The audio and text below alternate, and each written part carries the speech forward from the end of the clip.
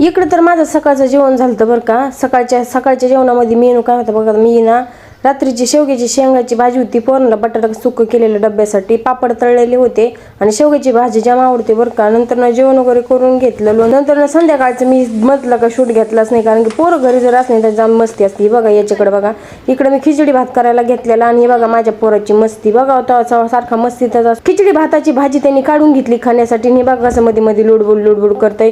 प्रत्येक कामामध्ये ना त्याला मध्ये मध्ये करायलाच लागतं. तू म्हणतो मम्मी तुला मदत करतो, बाय चान्स कधी जर तू आम्हाला सोडून गेली तर मला हाताने करून खाण्यासाठी. तू तर लहान आहे पण बाता अशा बड्या असतात.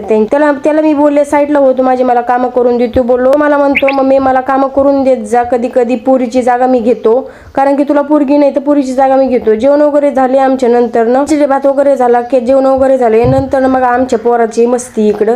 त्यांनी ना झोपायच्या टायमाला तोंडावर पावडर थापून घेतली, अर्धा पावडरचा डबा खाली केला आणि तोंडावर पावडर लावून घेतली. त्याला म्हणलं तुझा कलर मला दे, माझा तुला घे.